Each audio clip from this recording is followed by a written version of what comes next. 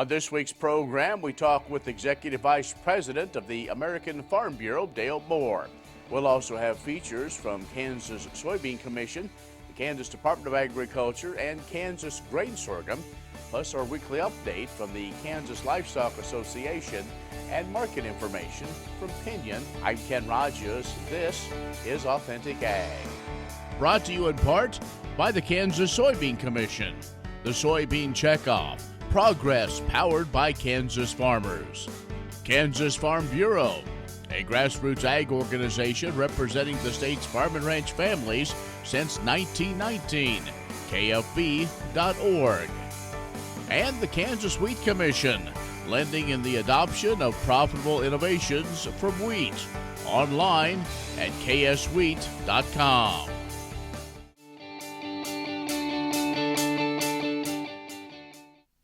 Stop the Spread Kansas is a public awareness campaign urging Kansans to do their part in slowing the rate of COVID-19 infections across the state. Stakeholders are encouraging Kansans to follow the Center for Disease Control guidelines. That's avoid mass gatherings, use face coverings, and other measures to preserve precious healthcare resources. The campaign partners include the Kansas Hospital Association, the Kansas Chamber, the Kansas Farm Bureau, and the Kansas Medical Society. Kansans can access campaign resources, industry-specific toolkits, and guidance from the CDC at the Kansas Department of Health and Environment at stopthespreadkansas.org. This landing page will provide numerous communication resources over the next few weeks to help Kansans spread the word and not the virus. Stop the Spread Kansas hopes to ignite a sense of unity, community, and responsibility. The campaign will employ grassroots outreach to advertise and encourage all Kansans 18 and older to make some changes necessary to save lives. The most important aspect is educating citizens on the 4 tools that they can use to stop the spread of COVID-19. 1, wear a mask. 2, wash your hands often. 3, keep a safe distance. And 4, avoid large gatherings. You can find some more ag news online anytime at agview.net. Stay with us. We'll have more coming up. Watch Ag AM in Kansas online at agamandkansas.com.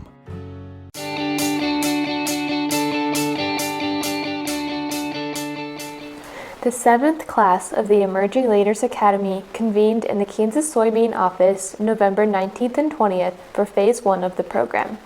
The class of 6 agricultural professionals gained insight about the soybean industry. Presentations covered Kansas Soybean Association programs, checkoff investments and projects, an economic analysis of Kansas soybeans, and media training.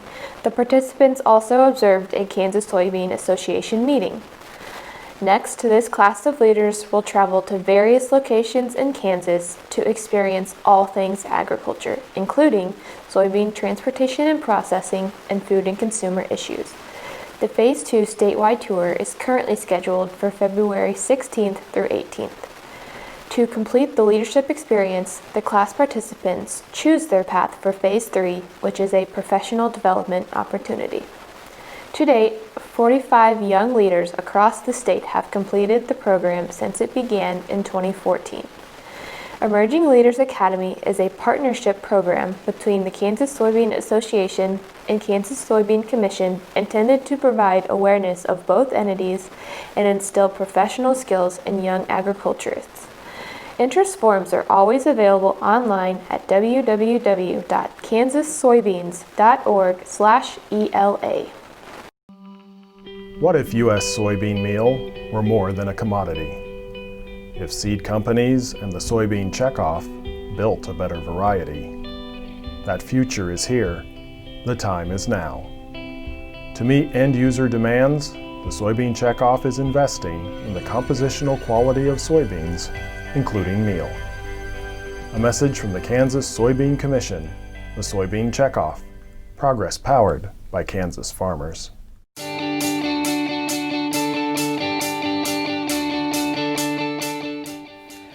Pandemic-related limits on gatherings recently implemented by Sedgwick County have made it impossible to hold the 2020 Kansas Livestock Association convention in person at the Hyatt in Wichita. Therefore, the KLA Board of Directors made the decision to move this year's meeting to a virtual format. The committee and council meetings, along with the membership and business meeting, will be held over a 3-week time period, starting the first week in December. The schedule is as follows: Natural Resources Committee, December 2nd, Animal Health and ID Committee, December 3rd, Tax Committee, December 8th, Stock Growers Council, December 9th, Membership and Business Meeting, December 17th. CattleFact's Chief Executive Officer Randy Block will share a market outlook during the membership meeting. While the virtual convention format does not require a registration fee, members will need to register for the meetings to participate by calling the KLA office or going to the KLA website located at kla.org. Registered members will be sent a Zoom conference link prior to the meeting. Sure Crop Fertilizers was started by my father, Don Sherman, and my mother, Shirley Sherman. Family business that started in the 80s. We predominantly focus on plant nutrients and what we can do to give growers better responses with the fertilizer dollars that they do, and what we can do to make those things work better for the grower.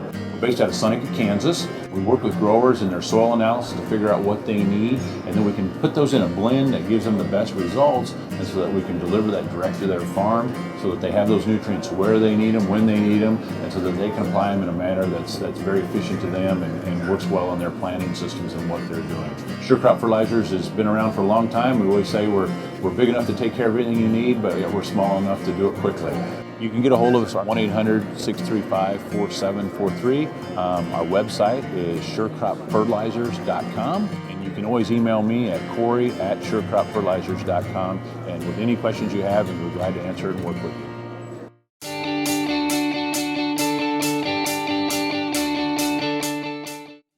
And we're pleased to be joined now by Dale Moore, Executive Vice President of the American Farm Bureau, and another one of those good Southwest Kansas boys that's done us proud and has had a career back east. But Dale, always great to have you, and say hello to Kansas. Thank you so much for giving me this opportunity, Ken, to take a trip back home and step out. These virtual trips are becoming the norm for a while here, but I just appreciate all that you do to help take care of the men and women of agriculture. Well, now some of the days, some of the dust has settled. We pretty much know where we're going to be when it comes to Congress, the administration. Now as January gets underway, as a former USDA official and somebody that's been playing in that sandlot for a while, how do you see things kind of coming shape with this new Congress? Well, here's one of the things that, as you know, Ken, our beloved Pat Roberts, who I had the privilege of working for, is stepping down after decades of service, not only as a senator, but as a congressman, as a staffer on Capitol Hill, as a Marine.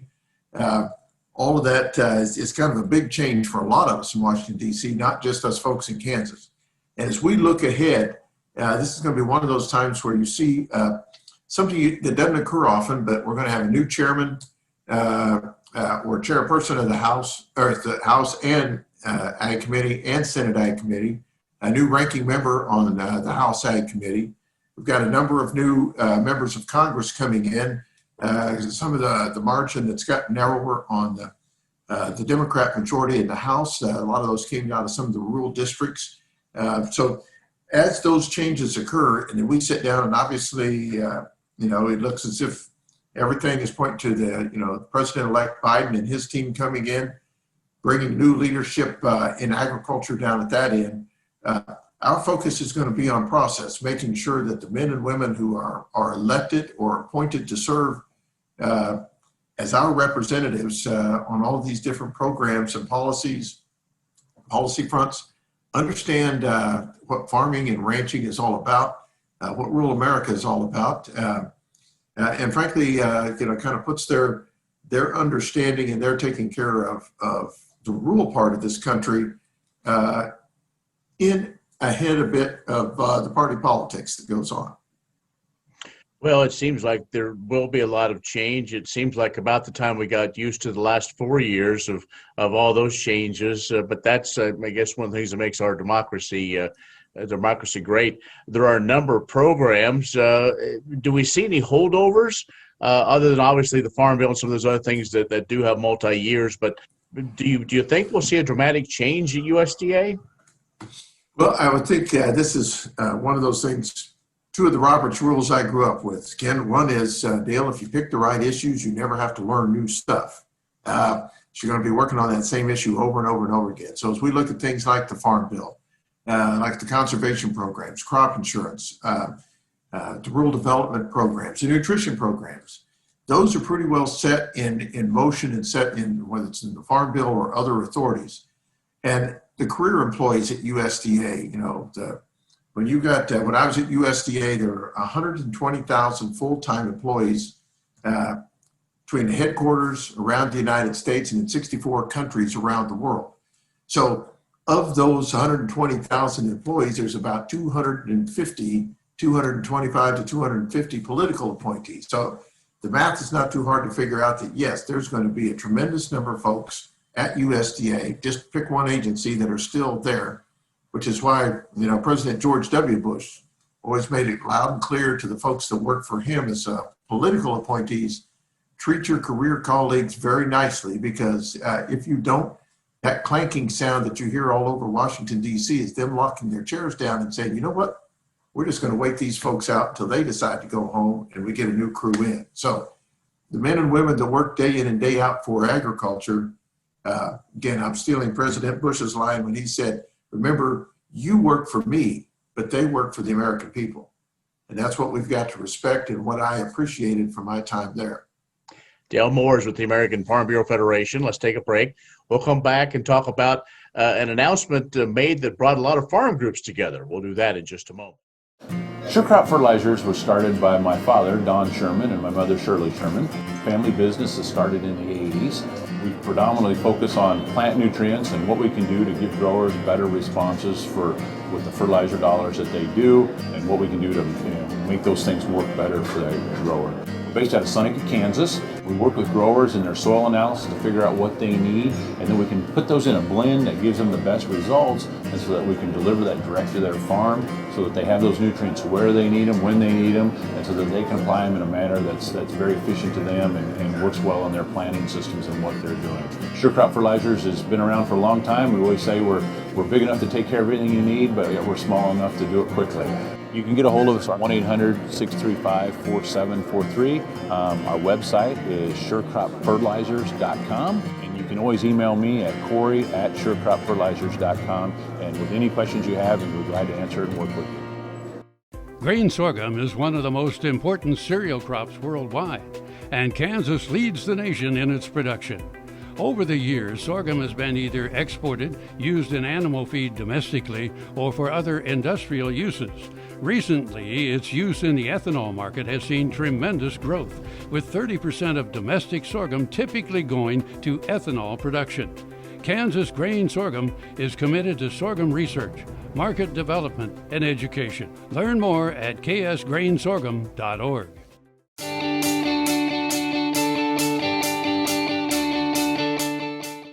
And our guest this week is Dale Moore, Executive Vice President of the American Farm Bureau Federation.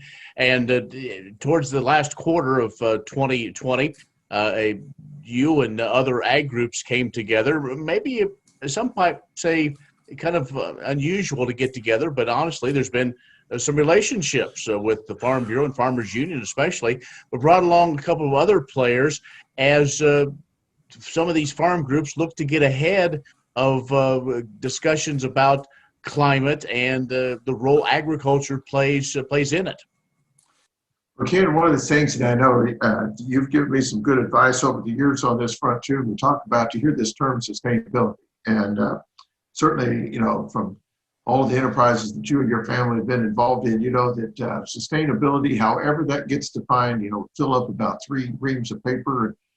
But the reality is that it's got to be founded, it's got to be based in economic sustainability. So farmers and ranchers need economic sustainability, which then facilitates their ability to operate in all of these others. I know it probably sounds redundant to say it this way, but we need sustainability requires economic stability.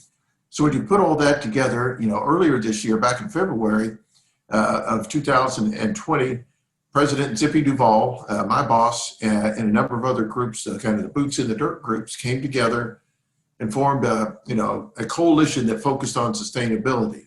About the same time that one rolled out, in the early part of the year, another group started coming together that included some environmental groups, some nature groups like the Environmental Defense Fund, the Nature Conservancy, and folks are asking, so what is this all about? Well, from their standpoint, they want folks that they can work with that will help on the legislative front and the regulatory front, make sure we're, protecting the environment. We're being quote unquote sustainable. We're focused on the climate types of issues, finding solutions. From the standpoint of the farmers and ranchers and other interest in the ag sector, it's about how do we do this in a way that incentivizes farmers and ranchers, that helps find ways that, as a farmer rancher, I can afford to take this new technology or this new innovation or even this new system of operating and put it in place on my operation, make that function, but also keep the emphasis on voluntary, collaborative, cooperative type programming, as opposed to coming up with mandates with punitive enforcement measures, because those will never be sustainable in the long run. You've got to have something that incentivizes me as a farmer or rancher to want to keep doing this. And if I happen to be making money while doing it, bingo, we've got a winner. Well, I think it's going to be interesting how that continues to develop. Dale, there's a number of other issues we could talk about, but we know that those have to wait for another day. But again, appreciate your time and kind of giving us your insight and updates on what's going on. And as always, it's great to catch up with you.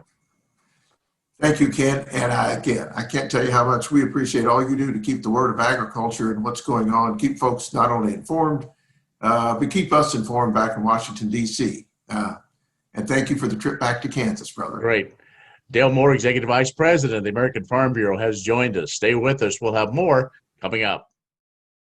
Does your health plan lack dental and vision coverage? With Kansas Farm Bureau Health Plans, you can get a dental and vision bundle for yourself or your family at an affordable price, giving you the ability to maximize your benefits and lower your costs. Plus, you'll get a solid network of providers in one convenient package. Learn more at kfbhealthplans.com or contact a Farm Bureau Financial Services agent near you. Next time you see a beautiful field of corn, reach out and thank the farmers who work tirelessly to raise corn for livestock feed, renewable fuels, and exports to feed a growing world population. The farmers on the Kansas Corn Commission work for Kansas Corn with grower-funded checkoff dollars that support foreign and domestic market development, research, promotion, and education to expand opportunities for Kansas farmers. To learn more, visit kscorn.com. ValleyVet.com is your one-stop shop for your every animal need, from prescription meds, vaccines, equipment, and more for the ranch to the show ring. Shop ValleyVet.com for fast shipping and great prices. Valley Vet Supply.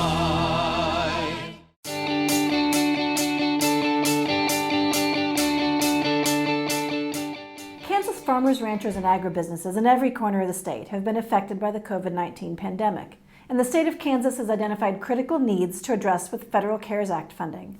Nearly $12 million of that funding was earmarked for the Securing Local Food Systems Grant Program to increase capacity of Kansas local food systems. These grants were awarded this fall to more than 180 Kansas agriculture and food-related businesses and individuals across the state for projects that will allow them to expand their capability to respond to the food supply needs in their communities. Local businesses are critical to providing food to Kansans, and that need was made clear throughout this year. This grant was made available to businesses across the food and agriculture industry, including direct-to-consumer producers, growers, and vendors, food processors, slaughter and processing facilities, food banks, pantries, and soup kitchens, and retail food outlets, such as grocery stores and farmers markets. The Securing Local Food Systems grant money will be used by these local recipients for a wide scope of capital expenses related to increasing the capacity of these food-related businesses, including things like expansion or rental of buildings, facilities, or equipment, technology that improves business resilience, facility reconfiguration to meet social distancing guidelines, costs associated with sanitation or worker safety, and more. Throughout this pandemic, we have all been reminded just how critical it is that we protect our food supply system. Kansas agriculture is not just the foundation of the state's economy, it is also instrumental to keeping food in the stores and on the tables here in Kansas and across the nation. These grants will serve to aid in our state's economic recovery, as well as to build a more resilient food system for the future. Kansas Corn reminds you that E15 fuel is the right choice for every kind of driver. For the car enthusiast, E15 has higher octane. For the thrifty driver, E15 is priced lower than regular unleaded. For the nature lover, E15 provides cleaner air. For the shopper who buys local, E15 has more ethanol from our Kansas corn farms. Choose E15 for a higher octane, lower price, cleaner American fuel. Message from the Kansas Corn Commission. Learn more at kscorn.com.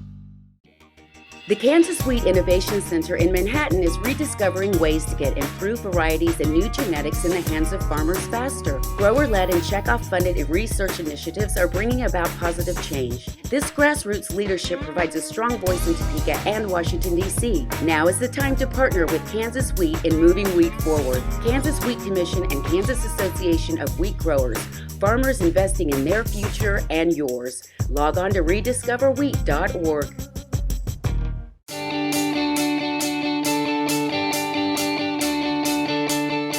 Shane Oldie Seed Farms here in Palmer, Kansas. Shane, what has been the year behind and what do you foresee for the year ahead for sorghum? So a great fall. Producers coming out of the field with good yields. We had a great open fall, so yields are good, prices are fantastic, and so coming into 2021 we see a high demand for grain sorghum. Guys asking about Milo products and looking for new and exciting things to bring into the market space. So family operation up here in north central Kansas. We're proud to be a family operation that brings products to our producers that are focused and localized here for Kansas. Guys enjoy working with a non-corporate environment where they get to work with our family and our employees. We treat them like family here, and guys really enjoy that about us. One of the things that we're excited about sorghum is launching our Smart Cat brand. It'll be a 2022 release, but we're gaining momentum behind it now, doing new novel inbreds and crosses that can bring to the market space in conjunction with Kansas State University. We're seeing a lot of excitement from producers. So when we think about the novel pieces that it brings, is we're not just focused on yield, right? We're focused on quality aspects, we're focused on biomass, but we're also focused on traits to help farmers really get the whole gamut of things, but also be able to bring value back to the acre. That's not always just about yield. It can be about quality as well. Grain sorghum is one of the most important cereal crops worldwide, and Kansas leads the nation in its production. Over the years, sorghum has been either exported, used in animal feed domestically, or for other industrial uses. Recently, its use in the ethanol market has seen tremendous growth, with 30% of domestic sorghum typically going to ethanol production. Kansas Grain Sorghum is committed to sorghum research, market development, and education. Learn more at ksgrainsorghum.org. Many seed companies claim to offer the latest genetics, but how many have tested those genetics in soils just like yours? The Oldie Seed Know to Grow research program has fully tested the latest seed genetics in soils that are right in your neighborhood. The Oldie Seed Know to Grow program can recommend the best performing hybrids from technologies like Enlist, Extend, and Liberty Link that will optimize the yield and profit of every acre on your farm. Contact Oldie Seed today.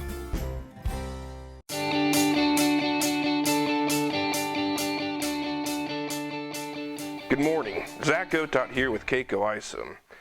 The shortened trading week had a lot of folks jumping for joy as we saw the Dow reach all-time highs, surpassing the 30,000 mark. Expectations of more stimulus action from the Biden administration helped keep the stock bulls fed. Over in the ags, not a lot is new over in the grain space. Weather concerns in South America still seem to be the focus as of late. As far as bullish fundamental news, it seems we're eagerly waiting for a fresh headline. Exports have slowed as of late, but still seem to be on pace for the USDA's projections. There also have been rumors floating that the Chinese may be looking to cancel a handful of soybean cargoes. At the moment, it's just coffee shop talk, but if these rumors become fact, that's obviously going to throw a monkey wrench in things. The outlook still looks friendly, but with this hockey stick move, we're probably due for a pullback, and from a chart standpoint, beans can lose 80 cents and really not hurt the chart. With a move like this, it's easy to get caught up in all the headlines and why we have to keep going because of these fundamental reasons. And the reality is, by the time you and I hear about it, the market has already priced that news in. A couple of indicators when a market is changing direction is basis and carry. And I'll stick with soybeans because they've been the most exciting. From a basis standpoint, here in the interior, basis is historically good, has been all year, and has been getting better. But if you go look at the export markets, the Gulf and Pacific Northwest, bids are off by about 40 cents. Not overnight, but over the course of about a month. Not saying that's the end all, but it makes sense considering we aren't seeing the same flash sales that we did in September and October. The other piece is watching the spreads from one month to the next. In a typical year, we see the deferred months at a premium to the nearby. A little over a month ago, we saw the inverse. The nearby was at a 25-cent premium to the next. That is hugely bullish. Since then, we've come back down, and this past week, we saw carry come back into the soybeans. From a spread perspective, this is not as friendly. With all that being said, we have the age-old question of when is the high? And the answer is, we don't know until it's after the fact. We can only look backwards on price, not forwards. We can keep going higher, of course, but be aware and don't let all the news cloud your judgment. At these levels, you can make good money, and by all means, be friendly, just don't be foolish. If you have questions on these topics or any markets, give us a call at 888-452-8751. I'm Zach Gotot. Have a great day. That's our show this week. You can be social with us if you go online, KansasAgReport.net. You can like us on Facebook, Kansas Ag Report Television Show. You can follow us on Twitter, and Kansas Ag Report. Be safe. Be good neighbors.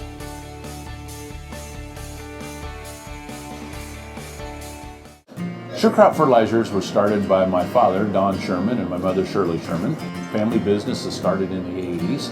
We predominantly focus on plant nutrients and what we can do to give growers better responses with the fertilizer dollars that they do, and what we can do to make those things work better for the grower. We're based out of Seneca, Kansas. We work with growers in their soil analysis to figure out what they need, and then we can put those in a blend that gives them the best results, and so that we can deliver that direct to their farm so that they have those nutrients where they need them, when they need them, and so that they can apply them in a manner that's very efficient to them and works well in their planting systems and what they're doing. Sure Crop Fertilizers has been around for a long time. We always say we're big enough to take care of everything you need, but we're small enough to do it quickly. You can get a hold of us at 1-800-635-4743. Our website is surecropfertilizers.com, and you can always email me at Corey@surecropfertilizers.com, and with any questions you have, and we're glad to answer it and work with you.